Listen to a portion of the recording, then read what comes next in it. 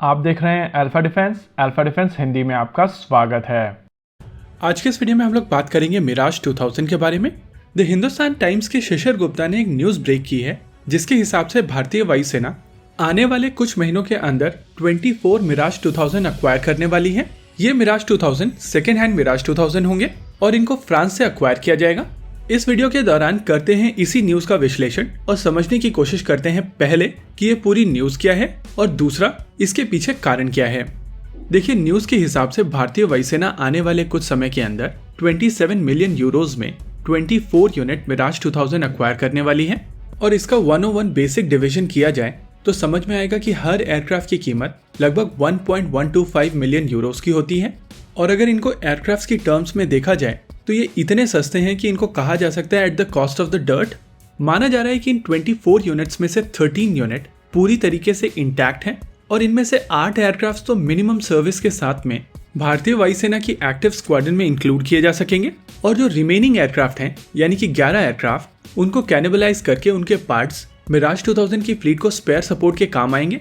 आपको याद होगा कि इससे पहले भी फ्रांस की तरफ से जैगवार एयरक्राफ्ट और पुराने मिराज 2000 भारत को दिए गए थे और इन एयरक्राफ्ट को भी कैनिबलाइज करके इनके पार्ट्स मिराज 2000 और जैगवार फाइटर बॉम्बर की फ्लीट को मेंटेन करने के लिए यूज किए गए थे।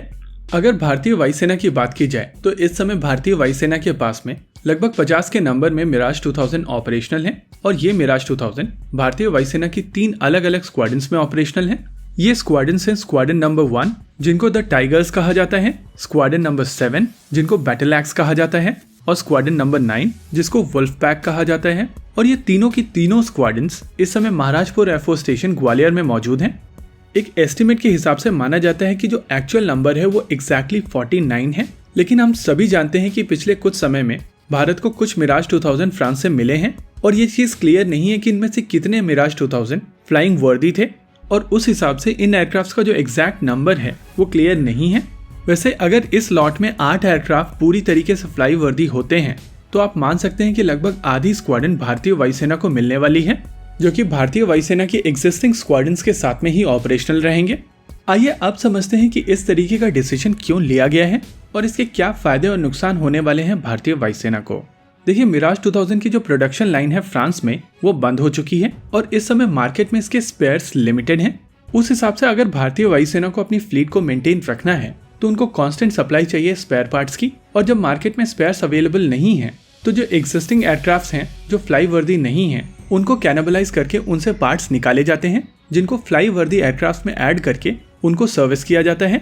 इसके अलावा हम सभी जानते हैं कि भारतीय वायुसेना की स्क्वाड्रन स्ट्रेंथ काफी तेजी से नीचे जा रही है और उस चीज को देखते हुए जहां से भी एयरक्राफ्ट भारतीय वायुसेना को मिलते हैं भारतीय वायुसेना को ये एयरक्राफ्ट खरीद लेने चाहिए।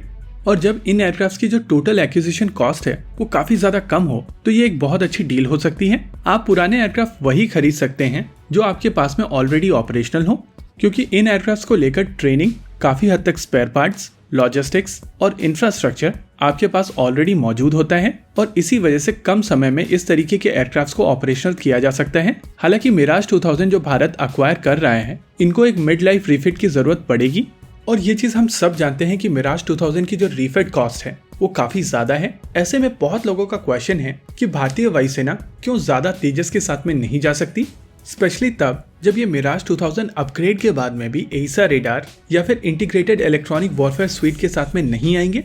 देखिए, एलसीए तेजस मार्क 1A के कॉन्ट्रैक्ट को लेकर जो डिले हुई थी उसके वजह से तेजस मार्क 1A भारतीय वायुसेना को लगभग 2024 में ही मिलेंगे और जब ये एयरक्राफ्ट भारतीय वायुसेना को मिलेंगे तो इनको ऑपरेशनली डिप्लॉय करना, इनकी एनवेलप को पूरी तरीके से स्टडी करना और इनसे रिलेटेड टैक्टिक्स को डेवलप करना ये टाइम कंज्यूमिंग टास्क होने वाले हैं। वहीं मिराज 2000 के केस में ऑलरेडी ये सब चीजें डेवलप्ड हैं या फिर बहुत ही जल्द स्टैब्लिश की जा सकती हैं और इस चीज को देखते हुए ऑपरेशनली ये काफी अच्छा डिसीजन है।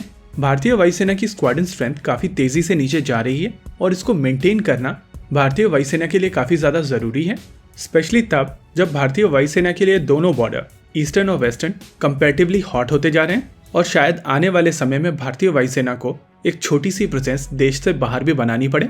इसी के साथ आज के इस वीडियो में रखते हैं केवल इतना ही। वीडियो को अंत तक देखने के लिए धन्यवाद। देखते रहिए अल्फा डिफेंस। जय हिंद।